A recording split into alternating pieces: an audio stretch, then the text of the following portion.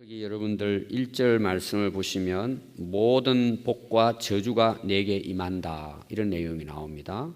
이 말은 무슨 말씀이냐 하면 하나님께서 우리에게 말씀하신 그 말씀의 내용은 우리가 크게 보면 두 가지입니다. 뭐에 대한 말씀이냐 하면 하나님이 우리에게 말씀하시면서 이 말씀을 잘 지키면 하나님 뭘 주세요? 복을 주신다는 것이죠. 안 지키면 어떻게 해요? 아무것도 없는 게 아니고 저주를 내리신다는 것입니다. 근데 우리가 생각할 때 하나님의 말씀을 지키느냐 안 지키느냐에 따라서 하나님이 복과 저주를 내리신다는 말을 우리가 오해할 때가 많아요. 무슨 이야기냐 하면 하나님께서 우리가 말씀을 잘 듣고 순종하는지 안 하는지를 보고 복을 이렇게 그때그때 주신다. 일반적으로 그렇게도 이해해요. 그것도 맞는 말이에요. 근데 저는 이렇게 해석을 해요. 또 하나 해석을 한다면, 자, 하나님이 축복의 길을 우리에게 이렇게 마련해 놓으셨어요. 이쪽으로는 저주의 길을 마련해 놓으신 거예요. 그럼 우리가 하나님의 말씀을 순종하면 어때요? 축복의 길을 가는 거죠? 그 자체가 제가 복이라고 계속 이야기했습니다. 순종 자체가 복이라고. 왜냐하면 그 길이 복된 길이에요. 뭐 하나님이 위에서 쏟아내려 주시고 이걸 떠나서 그 길 가는 자체가 그게 바로 축복의 길이에요. 그러니까 마련이 다 돼 있는 거예요, 미리. 그래서 여러분들이 꼭 이렇게 하면 하나님 위에서 막 쏟아부어 주시겠지. 뭐 그런 역사도 있지만 그 자체가 복이에요. 왜냐하면 그게 축복의 길로 하나님께서 마련해 놓으셨기 때문에 그 길을 가면 뭐예요? 축복이 가득한 거예요, 그 길은. 그 되는 거예요. 아멘. 근데 저주의 길은 내가 막 하나님 말씀 불순종하고 가니까 막 하나님이 하늘에서 막 저주를 팍팍 내린다 이런 의미도 있지만 진짜 중요한 것은 망하는 길을 가니까 망하는 거예요, 그냥. 이해가 되시죠? 그러니까 여러분 중요한 게 뭐냐? 하나님이 막 복을 주실까? 저주하실까? 이게 중요한 게 아니라 축복의 길을 가면 그게 축복이에요, 그냥. 저주의 길을 가면 그냥 그게 저주예요. 실제로 여러분 우리 한번 보십시오. 하나님이 왜 복을 안 주시냐? 왜 저주하시냐? 그건 우리 생각이에요. 여러분 인생도 똑같습니다. 한번 보십시오. 복된 인생을 사는 사람은요. 자기 자신이 복되게 살아요. 그리고 그렇게 가니까 그냥 복이 널려 있는 거예요. 이미 다 준비되어 있다는 거예요. 이미 그 길이. 그런데 불순종하고 살아보십시오. 그 길은 완전히 저주의 길 자체예요. 그런데 그 길을 가는 거예요. 여러분 우리가 꼭 하나님 말씀이 아니더라도 우리가 기본적으로 생각을 해도요. 압니다. 우리가. 내가 가는 길을 안 되는데, 망하는데, 그리고요, 마음이 안 편해요. 저주의 길을 가는 사람들은요, 넘어지고 자빠지고 깨져요. 그냥 하나님 뭐 이렇게 벌을 내린다 이게 아니고 그 길을 가는 자체가 불행의 길을 가고 있는 거예요, 지금. 길이 아닌데 가니까. 길이 보입니까?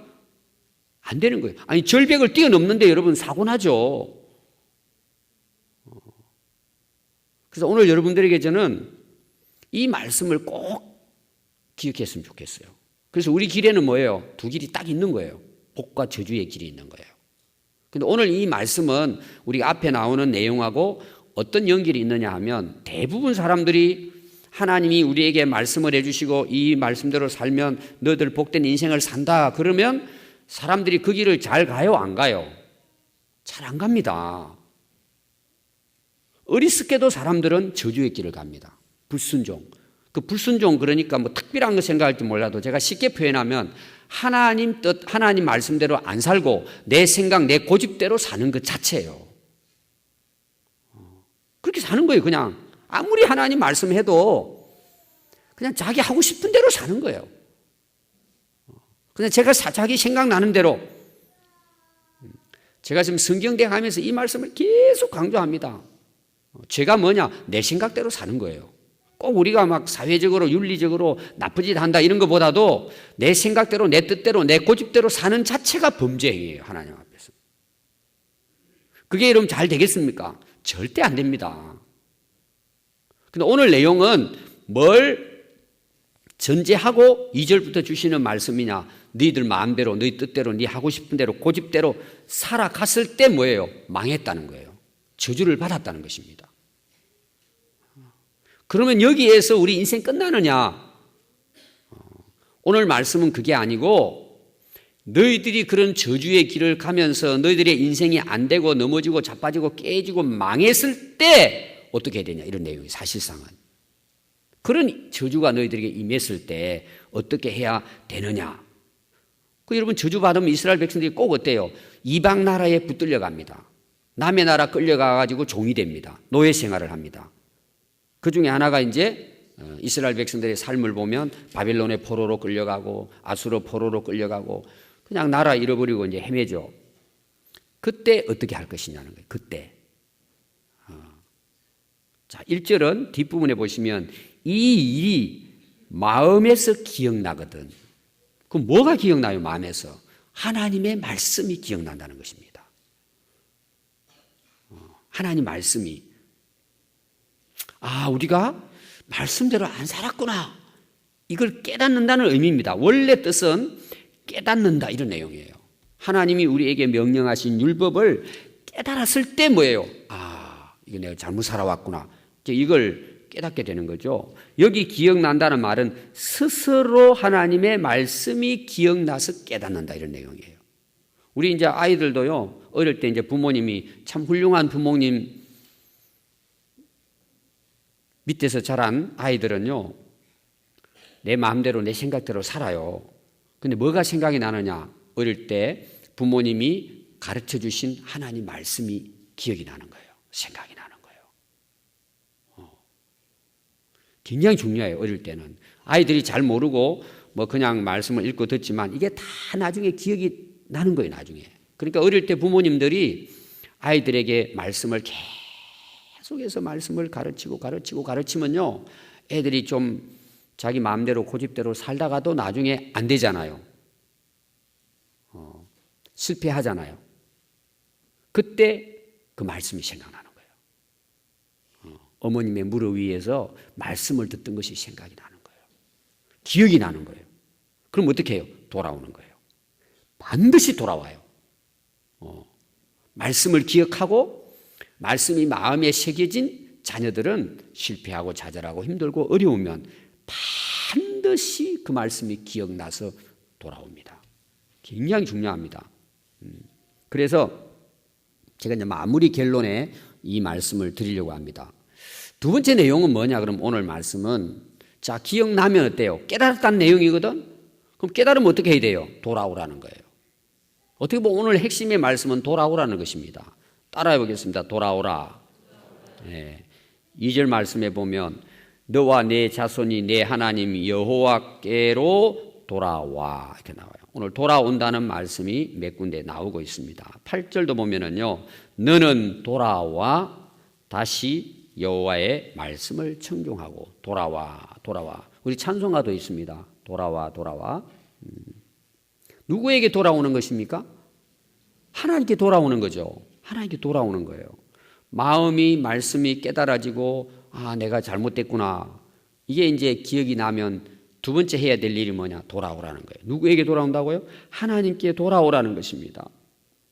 돌아오라는 거예요. 하나님이 우리에게 바라시는 게 뭔 줄 아세요? 돌아오라는 거예요. 우리 옆에 있는 분들 악수 한번 합시다. 돌아갑시다. 돌아갑시다. 하나님께 돌아갑시다. 근데 뭐가 돌아가느냐? 두 가지예요. 꼭 기억해야 됩니다. 뭐가 돌아가느냐? 첫째, 마음을 돌이켜야 합니다. 마음이 하나님께 돌아가야 됩니다. 마음이. 두 번째는 뭐예요? 몸이 돌아가야 합니다. 이거는 사실은 동시적으로 됩니다. 그런데 거짓이 있어요. 몸은 돌아왔는데 마음은 세상에 있는 거예요. 이게 문제예요. 진짜 우리 마음이 하나님께 돌아가면 몸 따라가게 돼 있어요. 반드시 그렇게 돼 있어요. 근데 어떤 사람들은 몸은 예배당에 앉아 있어요. 몸은. 근데 마음은 아직도 세상에 못 받고 있는 거예요. 그리고 교회당에 딱 예배 드리고 나가면 원위치. 그걸 가리켜서 고무줄 신자라고 옛날 부흥 강사님들이 고무줄 신자 이런 말을 많이 했어요. 고무줄 신자. 왜냐하면 우리 어릴 때도 여학생들이 운동장에서 고무줄 놀이 했습니다. 그러면 이제 남자애들이 칼 가져가가지고 장난치죠. 양쪽으로 달려가서 착 끊어가지고 가가지고 그걸 가지고 뭐 해요? 새총 만들고 이렇게 했어요. 그럼 고무줄이 어떠냐 하면은 허리에 매가지고 이제 고무줄을 매면은요 쭉 그렇게 늘어나죠. 그러다 결국은 뭐예요? 돌아오면 원위치 되는 거예요. 이 마음이 세상에 묵혀져 있으면요 몸은 예배 드리러 와요. 특히 우리 학생들이 그냥 엄마 아빠가 가라니까 주일날 예배 드리러는 가요. 고무줄이 뭐예요? 세상에 딱 묵혀져 있는 거예요. 예배 마치고 끝나면 게임하러 가고 저 3층 의자에 앉아가지고 항상 너댓 명이 그 자리에 이제 와이파이가 터져요. 꼭 그 자리 와이파이 터지는 자리에 끌려가는 거야. 예배 딱 마치면 그 자리야. 이 고무줄 신자예요. 예배 딱 마치면 그냥 끝나버리는 거예요. 원위치인 거예요. 마음이 하나님께 안 돌아온 거예요. 우리 어른들도 마찬가지입니다. 마음으로 돌아오지 않은 사람은요 예배 드리는 건 해요.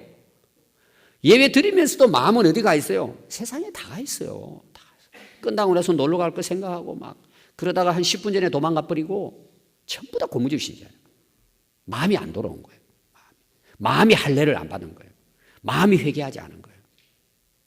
그렇게 살다가 나중에 깨닫게 되죠. 우리 그렇게 살아야 되겠습니까? 고무줄 신자. 마음이 안 돌아온 거예요. 마음이 세상에 묵혀 있는 거예요. 사단이 마음을 딱 걸고 있는 거예요. 안 놔주는 거예요. 그걸 잘라버려야 되는데 그게 안 되는 거예요. 그러니까 예배당 와서 예배는 드리고 세상에 나가면 똑같은 세상 사람들하고 같이 사는 거예요. 마음이 돌아오는 게 중요해요. 세 번째입니다. 중요한 게 뭐냐? 내 말을 청종하고 지키고 행하라는 것입니다. 오늘 가장 중요한 내용이 사실은 세 가지입니다. 말씀을 기억하고 마음을 하나님께 돌이키고 그 명령을 따라서 순종하고 살아라 이 말씀이에요. 그랬을 때 결과가 뭐예요? 오늘요 약속을 많이 하십니다. 하나님께서. 그렇게 하면 자 한번 보십시오. 3절입니다. 내 하나님 여호와께서 뭐예요? 마음을 돌이키신다는 거예요. 그럼 하나님이 마음을 돌이킨다는 말은 뭐냐? 저주를 내리셨는데 그 저주를 돌이킨다는 거예요. 거두어드린다는 거예요. 왜 그래요? 하나님 말씀을 기억하고 마음을 돌이켜서 하나님 말씀하신 대로 말씀을 청종하고 그 말씀을 순종하고 사니까 뭐예요? 그저 복된 길을 가잖아요. 저주를 거두어드리신다는 마음을. 그 다음 뭐예요? 긍휼히 여기시니 불쌍히 여기는 거예요. 불쌍히. 우리 아이들 키우다 보면은 못된 짓 하고 말 안 듣고 그러면 혼내잖아요. 어떨 경우에는 매를 대기도 해요. 그럼 매를 대면 애들이 어떻게 해요? 막 울고 막 짜증해집니다. 또 허풍이 센 애들은 한 대 맞고 죽는 줄 알고 막 안 맞으려고 막 고함 지르고 그러죠. 그럼 부모 입장에서는 어때요? 때려놓고 마음이 즐거워서 밥이 넘어가는 게 아니고 마음이 아픈 거예요. 때려놓고도 부모는. 그게 뭐예요? 긍휼하심이에요. 여러분 하나님 백성들이 저주받고 망하는 걸 좋아하시겠어요? 근데 그건 징계인 거예요. 하나님 마음 아파하시는 거예요. 근데 그가 돌아온 거예요. 그리고 말씀을 순종하는 거예요. 그럼 하나님도 마음을 돌이켜서 뭐예요? 불쌍히 여기는 거예요. 긍휼히 여겨주시는 거예요. 좀 쉽게 표현하면 우리가 울 때 하나님도 우시는 거예요. 불쌍히 여기고 긍휼히 여기는 거예요. 그게 하나님의 은혜예요. 그 다음 뭐예요? 포로에서 돌아오게 하시는 거예요. 죄의 포로, 세상의 포로, 사탄 마귀의 노예로 포효로 살아갈 때 뭐예요? 이 노예로부터 자유케 하시는 거예요. 하나님의 백성 삼아주시는 거예요. 포로에서 돌아오시는 거예요. 이스라엘 백성들 보십시오. 바벨론 포로 끌려가가지고 죽을 고생을 합니다. 죽을 고생을. 1차, 2차, 3차 돌아오게 하십니다. 또 어떻게 하시죠? 흩어진 그 모든 백성 중에서 너를 모아주십니다. 이거 뭐예요? 나라를 다시 세워주시는 거예요. 모아주시고. 또 이끌어 주시고, 거기 4절 보니까 내가 쫓겨간 자들이 하늘가에 있을지라도 멀리 쫓겨나갔을지라도 내 하나님 여호와께서 거기서 너를 모실 것이고 거기서부터 너를 이끄실 것이다. 하나님 다시 회복시켜 주시고, 또 5절 말씀 보니까 내 조상들이 차지한 땅으로 돌아오게 하시고 네게 다시 그 땅을 차지하게 하실 것이다. 다시 그 가나안 약속의 땅으로 돌아오게 해서 그 땅을 차지하게 하시고, 또 네게 선한 일을 행하사 네 조상들보다 더 어떻게 하시죠? 번성하게, 너희들 조상보다 더 번성하게 해주겠다. 또 6절 말씀 보시면 너로 생명을 얻게 하시고 하나님 여호와를 사랑하도록 해주겠다. 사랑의 관계가 회복되게 해주신다는 것입니다. 그리고 7절에는 내 하나님 여호와께서 내 적군과 너를 미워하고 핍박하고 너를 종삼았던 자들을 저주를 내리겠다. 너희들에게 내린 저주를 그들에게 내려주겠다. 그건 여러분 역사적으로 보면 바벨론, 아수르, 페르시아, 헬라 다 하나님께서 그들을 괴롭히고 그들을 노예로 삼았던 그 나라들을 하나님이 저주하십니다. 결국은 왜? 너무 악하게 하나님 백성들을 괴롭혔기 때문에 그 대가를 하나님께서 치르게 하실 것이다. 또 8절 보니까 너는 돌아와 다시 여호와의 말씀을 청종하고 내가 오늘 네게 명령하는 그 모든 명령을 행할 것이라. 네가 내 하나님 여호와의 말씀을 청종하여 이 율법책에 기록된 그의 명령과 규례를 지키고 내 마음을 다하며 뜻을 다하여 여호와 내 하나님께 돌아오면 내 하나님 여호와께서 내 손으로 하는 모든 일과 네 몸의 소생과 네 가축의 새끼와 네 토지 소산을 어떻게 하신다고요? 많게 하시고 네게 복을 주시되 곧 여호와께서 내 조상들을 기뻐하신 것과 같이 너를 다시 기뻐하사 네게 복을 주시리라. 아멘. 자, 결론입니다.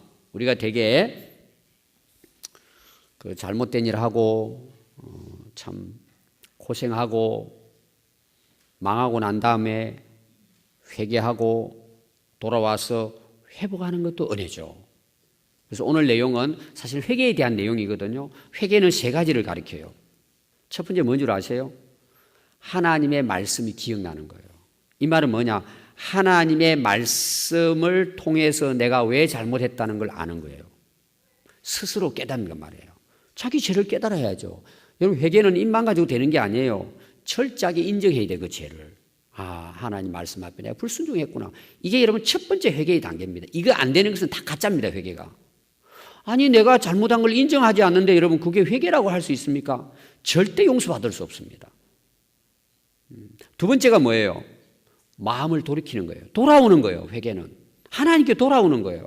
그게 두 번째예요. 마음을 깨달았는데 안 돌아왔다. 그 잘못 깨달은 거예요. 정말 자기 죄를 하나님 말씀 앞에 깨달으면, 그래서 율법이 하는 일이 뭐예요? 지금도 우리 죄를 깨닫게 하는 일을 하는 거예요. 하나님 앞에서. 그 진짜 깨달으면 어때요? 돌아옵니다, 하나님께. 돌아오는 것으로 끝나는 게 아니에요. 그 다음 단계가 더 중요해요. 뭐예요? 회복의 단계예요. 말씀을 순종하고 원위치 살아야 되는 거예요. 이 3가지가 합해지는 게 진짜 회개예요. 이것이 될 때 어떤 일이 일어나요? 축복의 역사가 일어나는 거예요. 그때 제가 이야기했죠. 길 가는 그 자체가 복이라고. 그건 여러분들이 경험해 보시면 알아요. 그냥 그 자체가 복이에요. 여러분 신앙생활 하시는데요, 하나님 말씀을 순종하고 사는 거예요. 실제로 살아가는 사람이 물어보십시오. 외형적으로 복을 받았다 안 받았다 떠나서 그 자체가 복이에요. 그건 경험한 사람은 알아요. 그 자체가 너무 행복하고 너무 감사하고 기쁘고 즐거운 거예요. 그러니까 안 되겠습니까, 여러분? 되게 돼 있는 거예요, 그것은. 꼭 3가지입니다. 기억하십시오. 그럼 보십시오. 진짜 우리가 원하는 건 뭐예요? 남의 나라에 끌려가지고 고생하고 망해가지고 절망하고 저주하고 막 이렇게 저렇게 막 인생 막 그냥 20년, 30년 인생 헤매다가 깨닫고 와서 회개하고 복 받는 걸 하나님 원하실까요? 천만의 말씀이에요. 오늘 제가 그 원리를 말씀해 드리려고 하는 거예요. 자, 오늘 신명기 6장을 보겠습니다. 제가 아이들 이제 나오는 말씀이기 때문에 부모들이 해야 할 일이에요.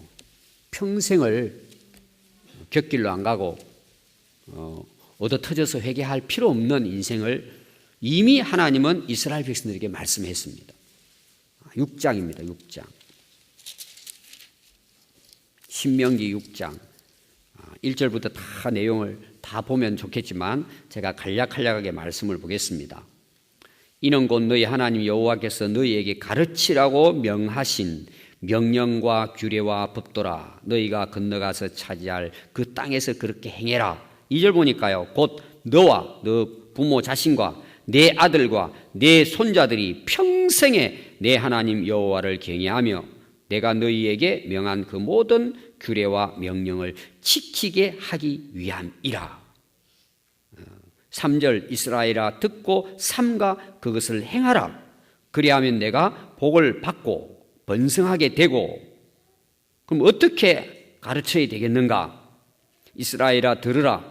4절입니다. 우리 하나님 여호와는 오직 유일한 여호와이시니 너는 마음을 다하고 뜻을 다하고 힘을 다하여 네 하나님 여호와를 사랑하라. 오늘 내가 네게 명하는 이 말씀을 너는 마음에 새기고 네 자녀에게 부지런히 가르치며 집에 있을 때, 길을 갈 때, 누워 있을 때, 일어날 때 이 말씀을 강론하고 또 그것을 내 손목에 메어 기호를 삼으며 내 미간에 표를 붙여 삼고 내 집 문설주와 바깥문에 이 말씀을 기록하고 기억하고 지키게 하도록 해라는 거예요.